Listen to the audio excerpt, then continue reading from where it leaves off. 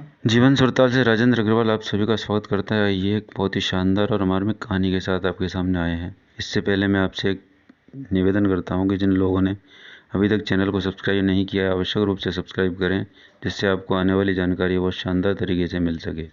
तो आइए हम बढ़ते हैं कहानी की ओर। इस खल ने हमारे कई हजार सैनिकों की हत्या की और प्रभु, इसने आपको और लक्ष्मण जी को भी भीषण पीड़ा दी है। मेरा और समस्त वानर सैनिकों का एक ही मत है कि इसके सबकी ऐसी दुर्गति की जाए जिससे सारे लंकावासी भयभीत हो जाएं। जामवंत की इस बात को सुनकर भगवान मुस्कुराए और बोले, हे ब्रह्मपुत्र, आप हो तो बहुत ज्ञानी, मगर मेरे प्रेम में और शत्रु से घृणा करने में आप पर माया का पर्दा पड़ गया है। हे रीछ, राज व्यक्ति की मृत्यु के पश्चात उसके सारे वैर समाप्त हो जाते हैं। इस पर यदि कोई भी अपने शत्रु के शव के साथ अनादर करता है तो वह धर्म विरुद्ध, नीति विरुद्ध कार्य करता है। इस वीर के शव को सम्मान सहित इसके स्वजनों को सौंप दो। जैसे ही सुलोचना को पता लगा कि उसके पति की मृत्यु हो गई है तो विलाप करते हुए युद्ध क्षेत्र में आ गई और विलाप करने लगी, हाय स्वामी, हाय स्वामी, इस प्रकार विलाप कर रही थी।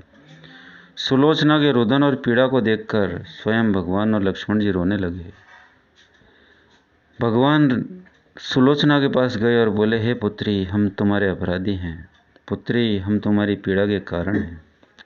अब तुम जैसा उचित समझो वैसा कहो, परंतु हे पुत्री, जब युद्ध होता है तो हानि किसी एक की नहीं, पूरे समाज की होती है। पुत्री, तुम्हारे ससुर ने एक ब्याहता स्त्री का अपहरण किया था और यह भी सत्य है कि पिता के कर्मों का फल पुत्र को भी भुगतना पड़ता है। सुलोचना रोते हुए भगवान की ओर देखती रही और अपने पति के सबसे लिपटकर विलाप करने लगी।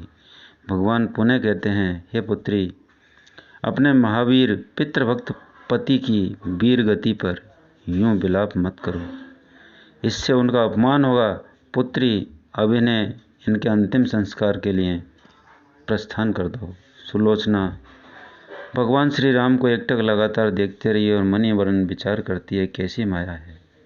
एक ने अपने पिता के लिए प्राण दे दिए और एक ने अपने पिता के लिए सारे सुखों का त्याग कर दिया, वन में सन्यासी की भांति रह रहा है।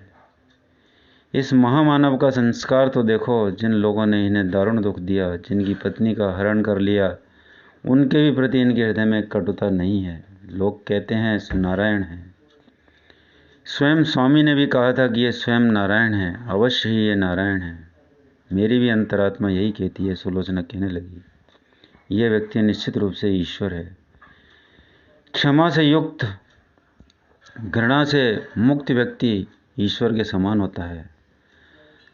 मित्रों, आज समाज में जब नैतिक आदर्श समाप्त होने के कगार पर हैं, आज जब बेअदब के नाम पर सड़क पर घूम रहे एक पागल मंदबुद्धि व्यक्ति की हत्या कर दी जाती है, आज जब हत्या करने के बाद डीजल डालकर शव को जला दिया जाता है, तब ऐसे आदर्शों की पूरे समाज को अत्यधिक आवश्यकता है।